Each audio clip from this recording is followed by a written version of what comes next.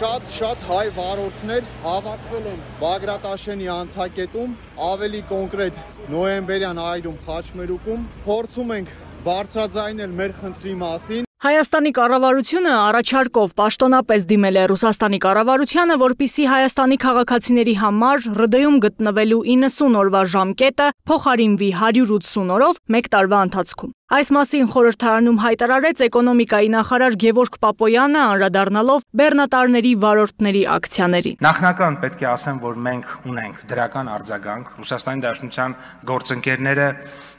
համաձայնել են մեր մտահոգությունների հետ եւ իմ տեղեկություններով արդեն իսկ ներքին շրջանառության փուլում է Ռուսաստանի Դաշնությունում օրենսդրական նախաձեռնություն, որը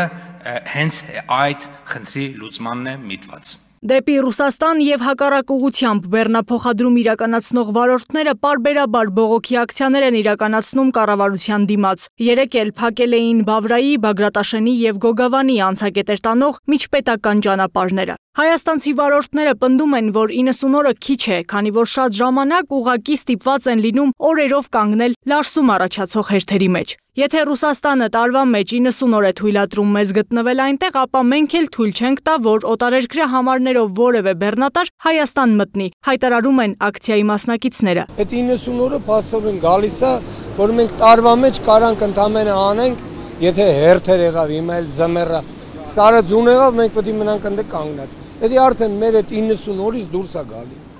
Այդ 90 օրն էլ լրացավ, մեզի բռնում փակում են։ Դեպորտի կարգի էլ չեն թողում, մտնենք մենք Ռուսաստան։ Պապոյանը վստահեցնում է, իրենք չեն հապաղել եւ Ռուսաստանին դիմել են ոչ թե բողոքի ակցիաներից հետո, այլ երբ Ռուսաստանի կառավարության որոշումը ուժի մեջ է մտել։ Այն փուլում, երբ որ Ռուսաստանի Դաշնության կառավարությունը այդ օրը, երբ որ իմպլեմենտացիան, այսինքն մտցրել է գործողության մեջ, մենք այդ ժամանակ արդեն սկսել ենք աշխատել գործընկերների հետ եւ առաջին նամակը ուղարկել ենք, այնուհետև տեղի է ունեցել ուղիղ բանակցություններ, այնուհետև ստացել ենք արձագանք, որից հետո նաև ունենք տեղեկություն, որ արդեն նախագիծ է, այսինքն որ ստացել ենք արձագանք, որ հասկանում ենք խնդրեմը եւ կփորձենք լուծենք եւ այնուհետև ստացել ենք տեղեկատվություն, որ ուրեմն